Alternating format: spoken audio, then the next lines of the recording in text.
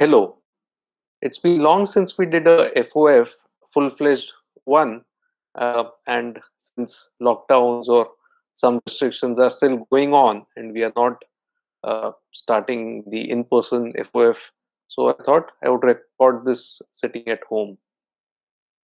Uh, I started doing this presentation and then the number of slides went on increasing, and beyond a point it was difficult to fit all that I wanted to say in one presentation. And given that we are sitting at home and uh, watching all these streaming services, I thought, why not convert this into a season 1 episode 1 kind of format. So I don't know whether there will be a season 2 or not, but at least the presentation I have broken up into multiple components, since it was becoming too unwieldy for one single presentation. So let's dive into it. So this is the pilot episode, or the first episode. So what is this all about? What is factor investing, and what are we going to talk about in this series of episodes that we will have? So if you recollect, sometime in November 2019, we had this presentation of what can value investors learn from quants. And we had discussed briefly Jim Simons, the book that had come out, The Man Who Solved the Market, and the current trend in the investing community towards using more and more quant tools. And we saw some of the things there. And the plan always was to follow it up. So this was more than 6 months back. And the plan was to follow it up with further videos expanding on what was discussed then. But for one reason or the other, it kept getting postponed, and the uh, size went on increasing. As I already mentioned, the presentation became too unwieldy. So then one had to break it up. So this is continuation from that day. What have we been working on, and what are the ways which people can use quant tools? So firstly, let's get rid of our Renaissance Technologies NV. And what do I mean by that? What I mean is that everyone has seen the uh, returns that the Medallion Fund got, and supernormal returns, even after charging very, very high fees. And not only that, the drawdowns are very less. So seemingly it's generating very, very high returns without taking risks, because they don't have any down year. The numbers are only positive and things like that. So in the last 6 odd months, it's not that I've found out the formula of Rentec and the Medallion Fund. I'm no closer to generating those kind of returns. It's just that there are some tools that one can use. So let's look at first Rentec and the Medallion Fund. So they operate in various segments which are not open to us, or at least not in the fund structure that we run. So we don't do commodities, don't do too much of cross currency, and don't churn too much in bonds, etc. And again, they use leverage and short to medium time horizons with a lot of churn. They use a lot of derivatives. Some of those strategies are not available to mutual fund structures. They also go short in some securities in some segments. So it's a very different animal from the typical uh, mutual fund or the PMS that one thinks about. And of course, they use churn. So what we are doing is not trying to uh, have too much envy for Redtech. What we are saying is, given the existing structure that we have, what is the relevant quant stuff that is there for investors, not for hedge funds or not for churners. So we will not be able to use things like statistical arbitrage, index arbitrage, and those kind of things. We will only have some things which are relevant for longer term investors. We will look at what those are. So those largely fall in the category of factor investing. We will come to what factor investing is all about in a bit. But essentially, the factor investing techniques that quants use are useful for investors or value investors, as people call investors, or for people running a mutual fund. So, factor investing is something which fits in right there for mutual funds. And even before getting into the formal part of factor investing, there's no mumbo jumbo about factors or factor investing. Let's look at it in a very, very simple manner. I'm using a sports analogy, so leave aside investing. In sports, what are the factors you would consider while choosing a player or while choosing an individual to be part of a team or something like that? So let's look at some examples. Let's say you are uh, making a basketball team. Now, what are the factors you would look for while selecting a player? Now, there may be various factors, but I am assuming, and mostly this is correct, that one of the factors you would consider while selecting a basketball player would be the height of the player, right?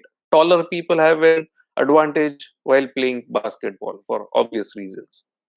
Similarly, if you were selecting a race jockey, for example, now you can't have a very tall, very bulky, very heavy race jockey, because the horse, while running, not only has to carry its own weight, it has also to carry the weight of the person sitting on top of the horse.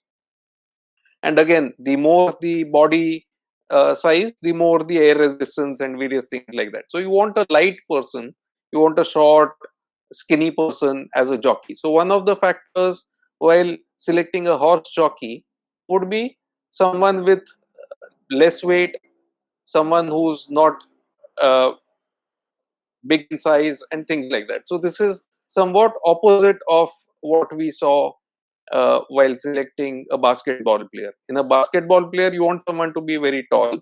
Here, a short person is fine as long as that person is not obese, as long as that person is skinny and has other skills. You would select someone as a horse jockey. So, same way as we, in the same manner as we look at sports, we can look at investing. And again, Buffett has been talking about these things for long, not in terms of factor investing, but he has specified what are the things he looks for in a investment. So he has said that he wants to invest only with companies with proven track record. He has said that the business should be understandable. He has mentioned that there should be high return on capital employed. There should be less capital intensity, at least in the past when he was buying things like C's candies and stuff like that. He wants businesses with low leverage. He looks for a moat in the business. He wants a management that he likes and admires. And finally, he wants a margin of safety while buying a business or buying the stock of a company. So this is known. Now, the same thing could be said in terms of factor investing. So these are the factors that you look for in any business.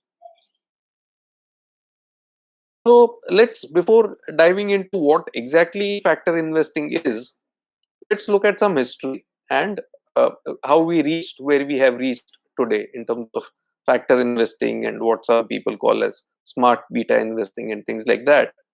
So let's look at some history. Many decades back, somewhere in middle of the 20th century, uh, there came about things like efficient market hypothesis and capital asset pricing model.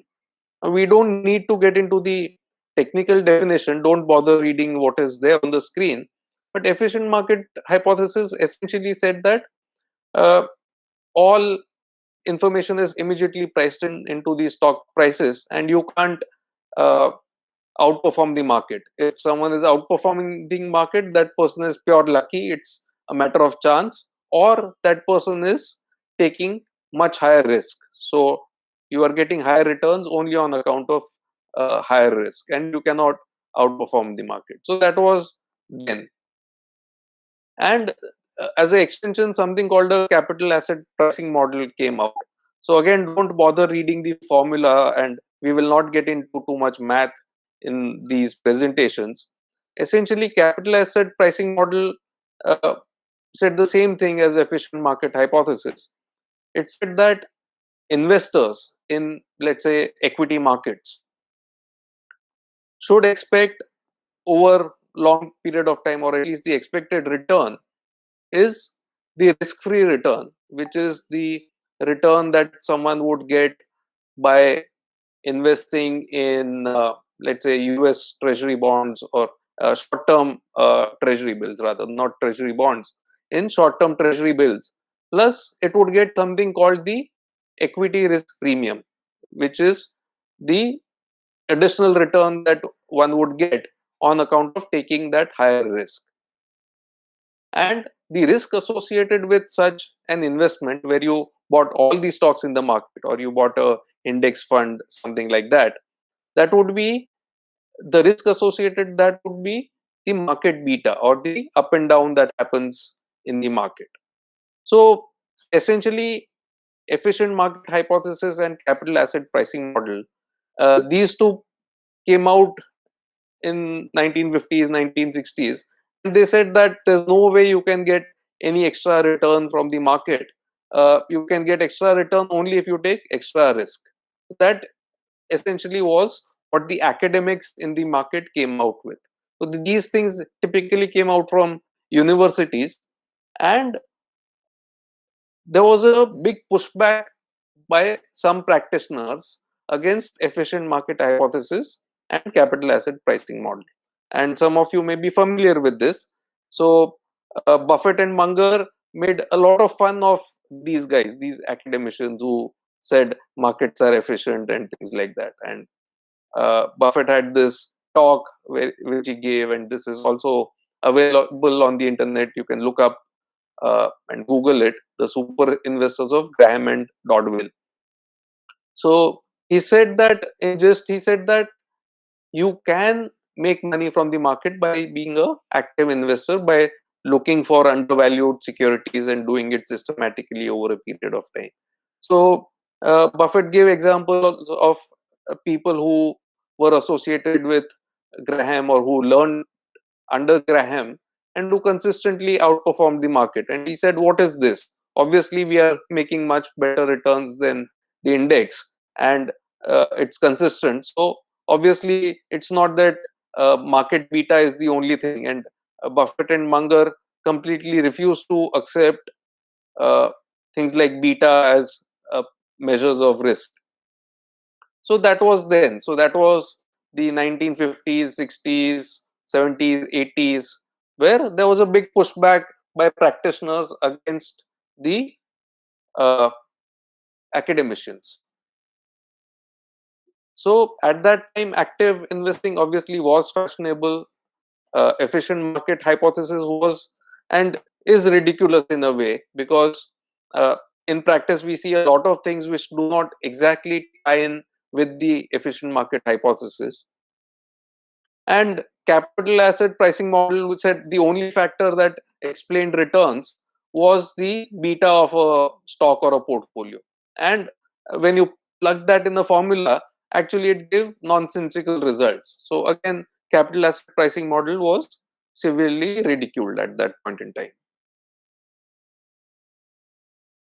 So there was such a big pushback by Buffett and Munger against academics and these factors that people simply tuned off. So anytime academics said anything about explaining portfolio returns, people simply would not engage with them, or would not read them, and things like that. They were ridiculed in a big manner. So it was almost as if the academicians were living on another universe, and we were operating in another universe. However, a long time has passed since then, and let us look at the situation prevailing right now. So if you've been following Buffett and Munger, they have been big advocates of investing in index funds. They've praised Vanguard and John Bogle, and they are saying that markets may not be efficient all the time, but most of the time market is efficient, and there is a big difficulty in beating the index as the fund becomes larger and things like that.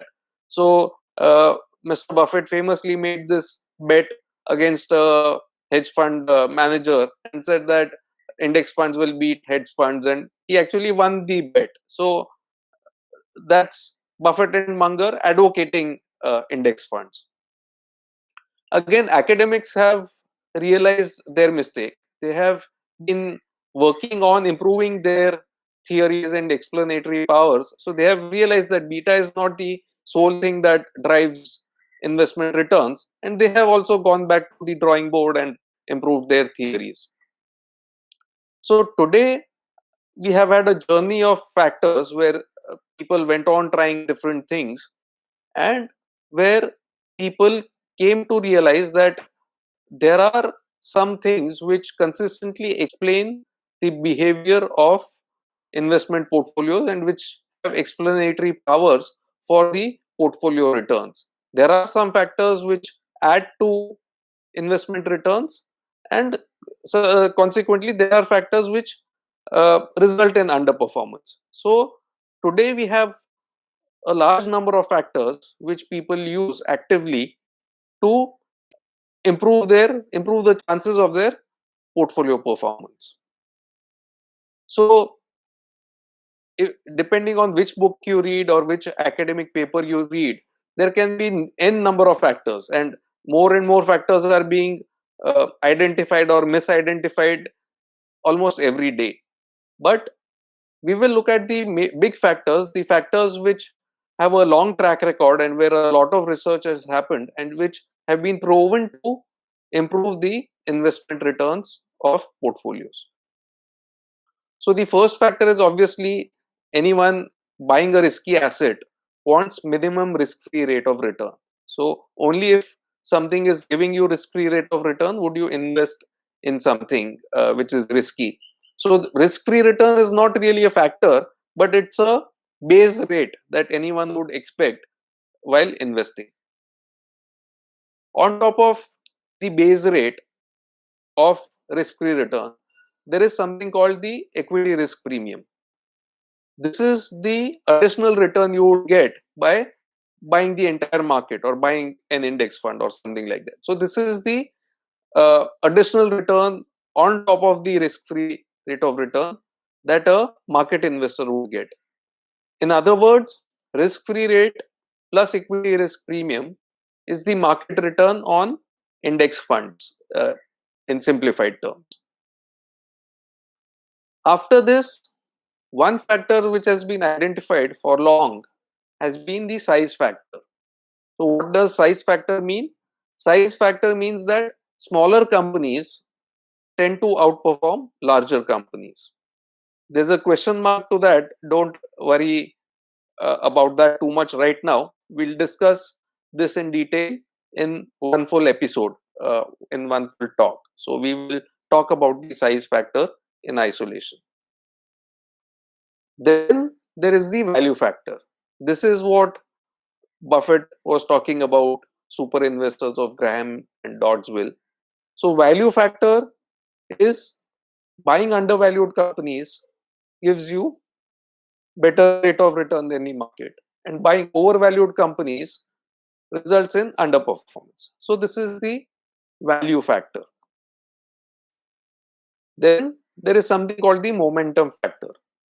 In simple terms, stocks which have done well over the past 6 to 12 months will tend to do well in the coming few months, and stocks which have done poorly in the last 6 to 12 months will do poorly in the coming months. So this is another factor which has been uh, identified by academicians, and a lot of research has gone into this. And there are of course a lot of traders who do trend following and things like that, but there is some academic rigor to this. It's not just market lore. So we have seen the performance of Rentec and medallion fund and all that, where the price performance or price path has some signals for them. Uh, most people use shorter term signals, but momentum largely refers to the medium term uh, price movement, which is 6 to 12 months kind of price performance of securities, and that has some predictive power. So we'll also discuss this later on. We'll discuss each of these factors in detail later on. And remember the beta factor of capital asset pricing model that we have discussed just a few slides ago, where academicians said that if you are getting higher returns, that means you are taking higher risk as defined by beta. So a high beta stock or high beta portfolio should be giving you higher return, and a low beta portfolio should be giving you lower return. So there is some surprise in store here.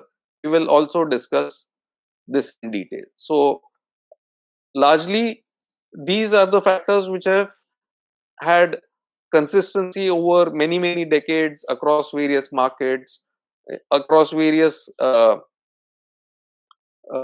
asset classes as well. So while uh, value may not apply to some other asset classes, momentum has been shown to have a role in things as diverse as commodities and currencies and equities and so on. So all of these factors have a certain amount of rigor behind them, and a lot of research has gone into this as to whether they actually matter or not. So we will be discussing these things in our future talks.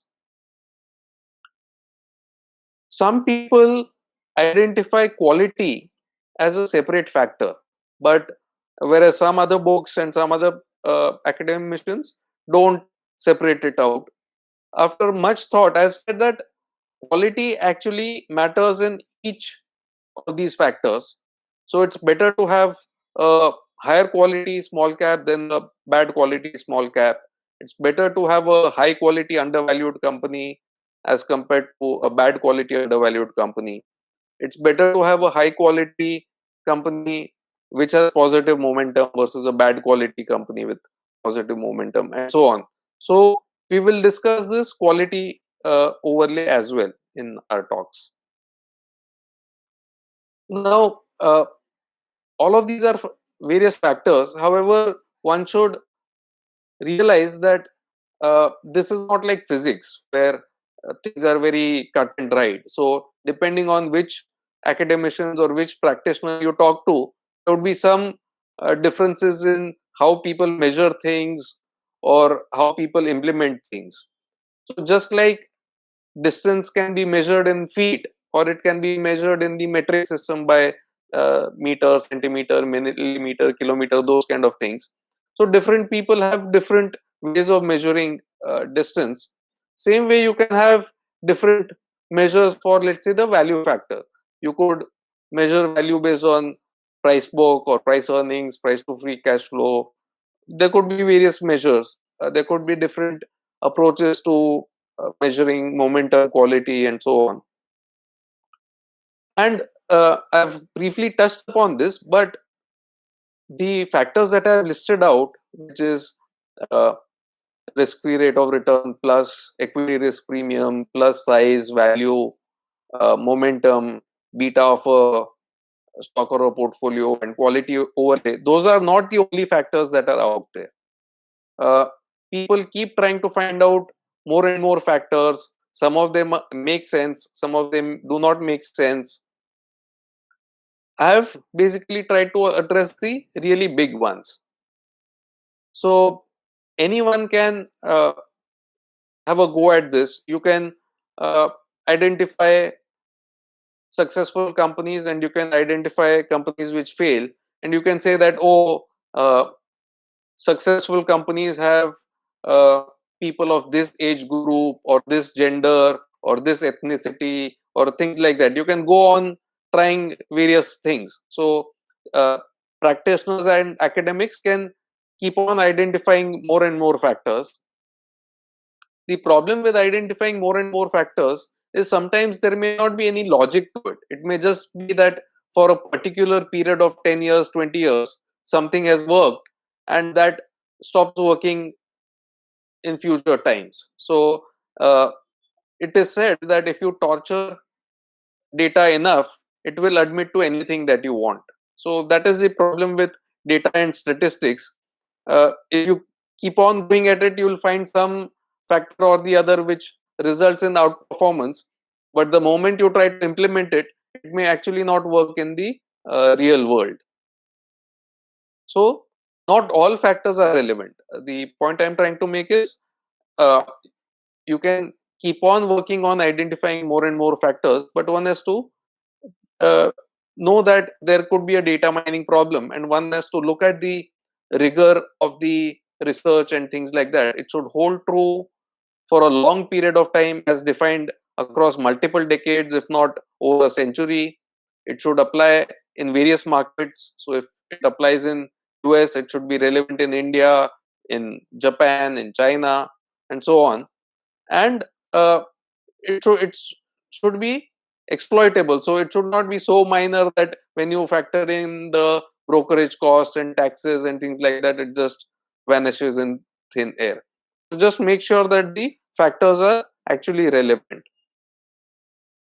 As I mentioned, we will not be focusing too much on mathematical equations.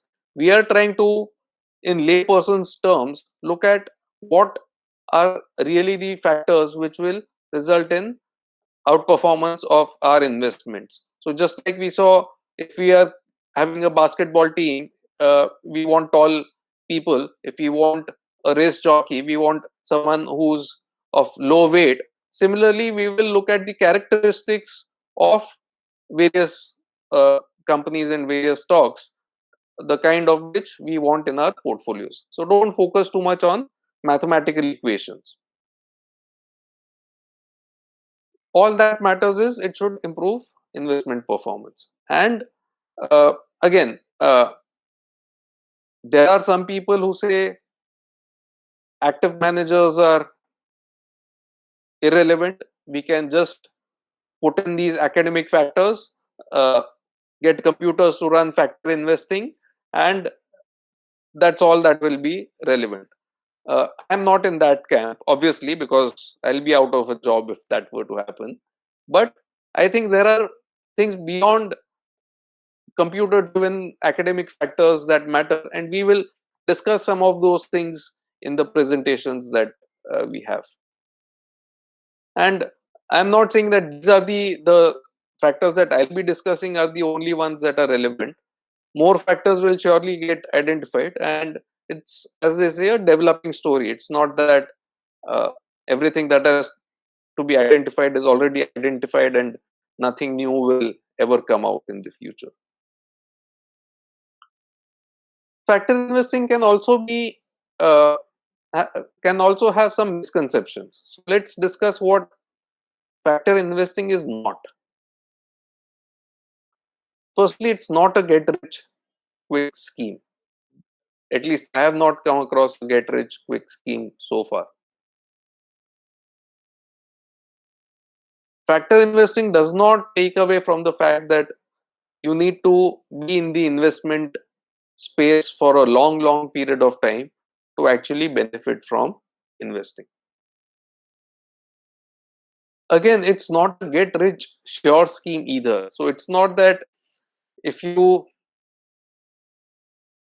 take all the factors and then you select companies and select stocks with the right factors, you will surely make money. There's nothing like a sure thing.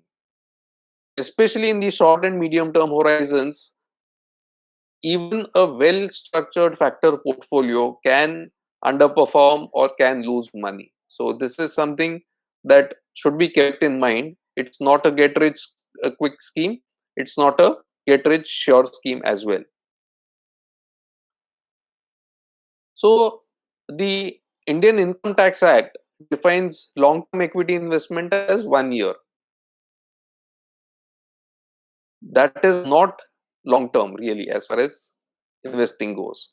So long-term is not what most people think is long-term. We will discuss this in the future, as to what really is long term and why it is essential to have a longer term outlook when one is investing.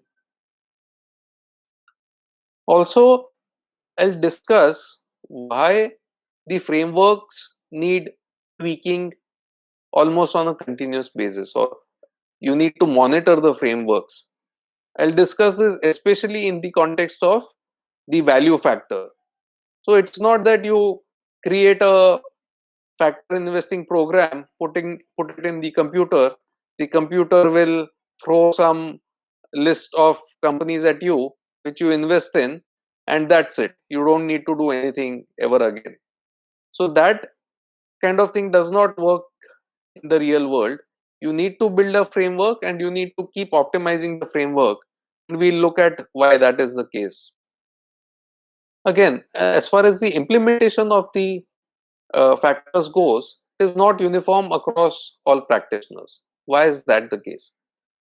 So if there are two practitioners who invest based on momentum factor, they may have different approaches. Someone may look at 9-month momentum, someone may look at 1 year momentum, someone will not take into account the volatility and just go by momentum in its pure form, whereas someone will adjust momentum for the quality of momentum, uh, the pace at which things have happened and things like that.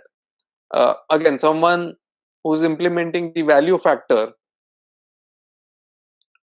may use price to book as a metric. Someone else may use price to free cash flow. Someone may be using the DCF method. So implementation is not uniform over various practitioners, and the uh, funds following the same approach, or in the name may be the same, but funds from different fund houses may have different portfolios across different funds.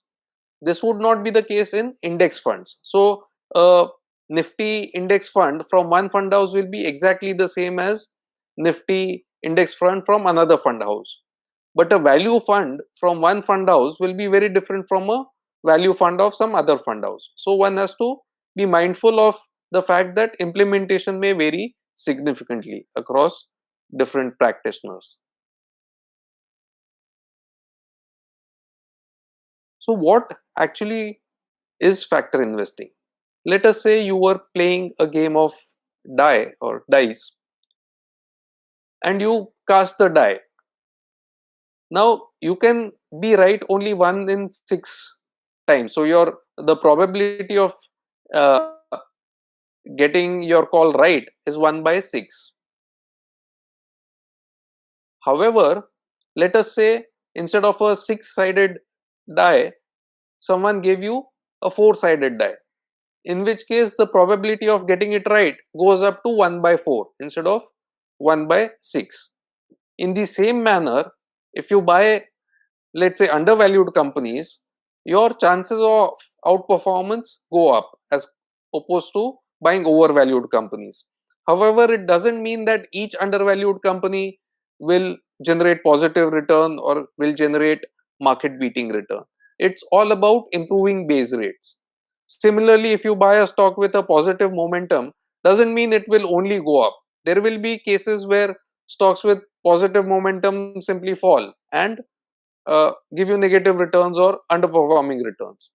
If you buy small cap companies, doesn't mean you will always outperform. You can underperform.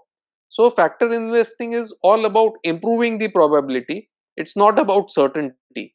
It's not that you are given some sort of a guarantee that you will always win if you are investing based on factors. So the question will arise as to why do factors work? If all this is well known, if there are various books published on this, and if uh, the secret is out there in the world, why do the factors still work?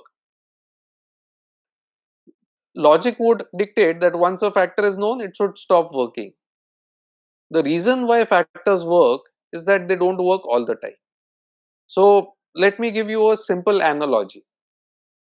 Most people would agree that over long periods of time, equity investing will give you higher returns than investing in treasury bills.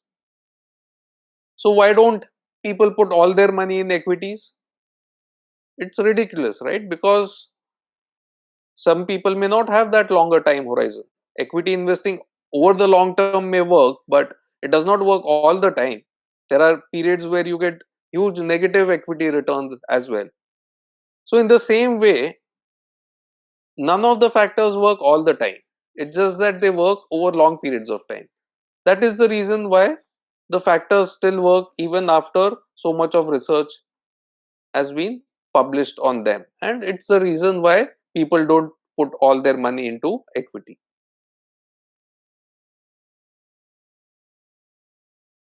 So today in the investing world there are two camps which are severely opposed to each other.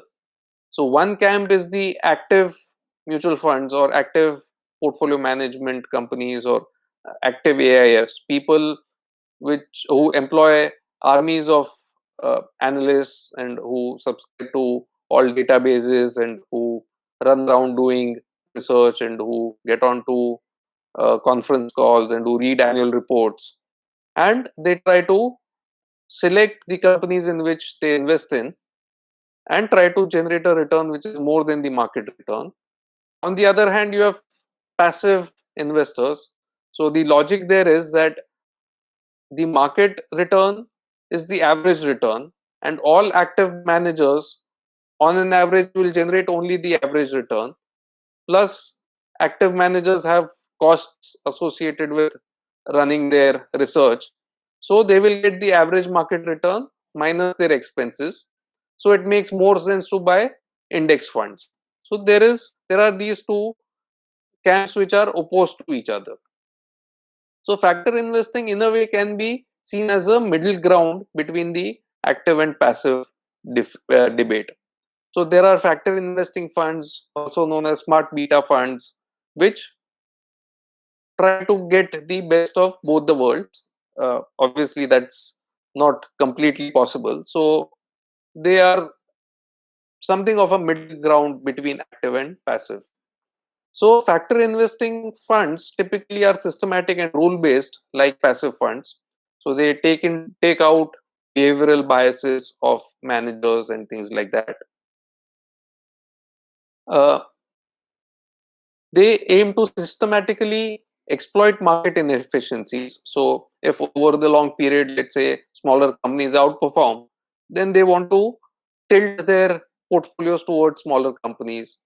If companies with undervalued securities outperform, they want to tilt the portfolio companies towards undervalued companies. They want to tilt their investment portfolios towards positive momentum companies and things like that. So that is the factor approach. And as what you would have probably guessed, the fees on factor funds are lower than those of actively managed funds typically, but they are higher than those of pure index funds. So truly this is trying to go by the middle ground in the active versus passive space. But again, one should realize this fact that one smart beta fund is not same as the other. So different practitioners will have different approaches to the same thing.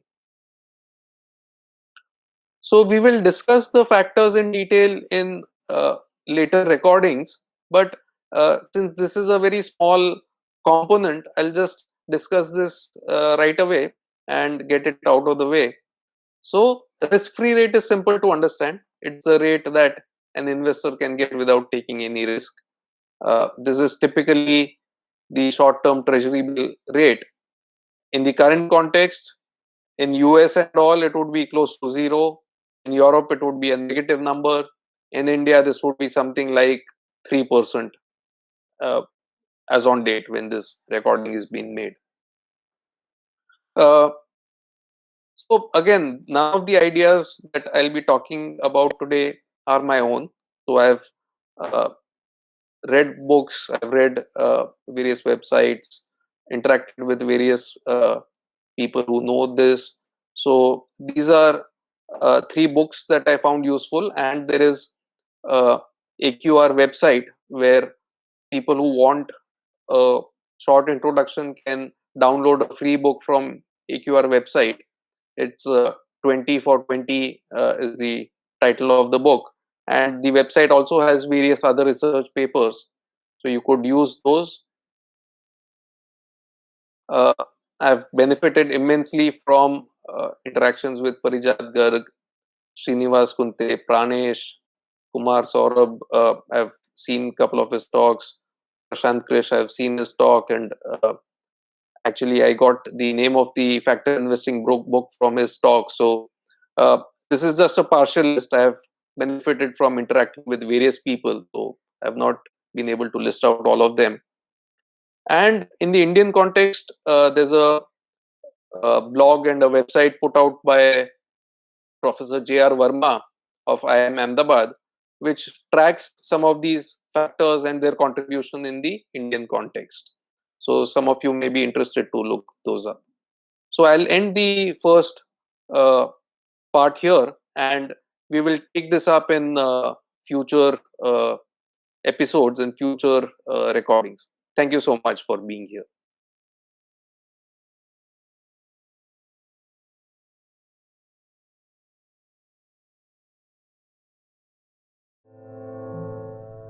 Whenever things got rough, I always remember what my father used to say. Running a business does test a man, my son. There are ups and downs, glorious highs, and sometimes a low that leaves you feeling defeated. The character of a man and the character of a business are not very different, are they? Yes. But when the chips are down, we must stand up, dust ourselves off, and motor on. Volatility. It's a funny thing. It makes you question yourself and wonder if you've made all the right decisions. Sure, you can question some of your decisions, but stay steadfast on your goals. Dad always said, there are no shortcuts and no quick profits. There are no free lunches, are there? There is only one right way. At PPFAS, we think like Rahul and his father. That volatility is a fact of running a business. And buying equity shares is like owning a part of that business. We use value investing principles to manage your money. This means we invest in the right businesses at reasonable prices and for a longer term. PPFAS Mutual Fund. There's only one right way. Mutual fund investments are subject to market risks. Read all scheme-related documents carefully. Mutual fund investments are subject to market risks. Read all scheme-related documents carefully.